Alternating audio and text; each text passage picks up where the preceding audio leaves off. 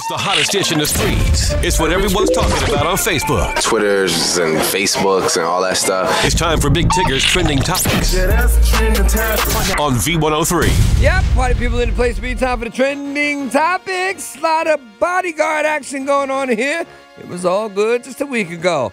Bill Whitfield and Javon Beard, who worked for the Michael Jackson as bodyguards, make it clear in their new book, Remember the Time, Protecting Michael Jackson in His Final Days, is about Michael Jackson and not the King of Pop. Kind of thought they were saying. They're saying he's not the person that was depicted in the media and the tabloids. Certainly a hands-on father, well-concerned, who just wanted to be treated normally. Whitfield and Beard, who joined Jackson's staff in 2006, worked closely with Jackson's children. The singer couldn't just take his kids to the mall or a fast food restaurant, so those responsibilities fell to Whitfield and Beard.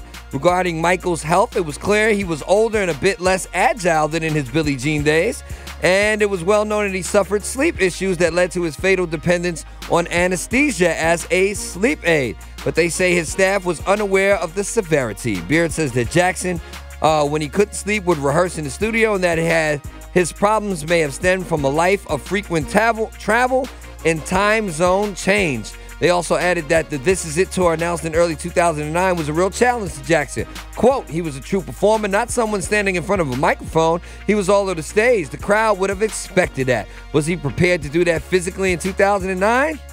Maybe not. Well, let's move on to some other bodyguards. Snoop Dogg is facing off against three men who used to bodyguard him. Three of the rapper's former bodyguards are suing Snoop Dogg for firing them after they complained about their long hours. Really? While protecting Snoop on the road, they reportedly were subjected to working around the clock with few breaks.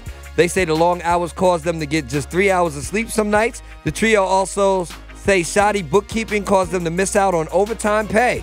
The men are demanding at least $3 million for lost wages and additional damages. Let's see if you get it, though. And something messy coming out of the J-Lo camp. Apparently, this would be the second transsexual model, has exposed her allegedly sexy Instagram chats with Cassim Smart, who is J-Lo's boo. Apparently, RadarOnline.com exclusively reports that the American Idol judge, that would be J-Lo, has fled to her native New York City without her boo, 17 years younger. Sources reveal that the nearly 3-year relationship is about to be a wrap. Things started to go downhill when Casper was fired as Jennifer's creative director after the show in Dubai. Basically was demoted to her cabana boy, they're saying.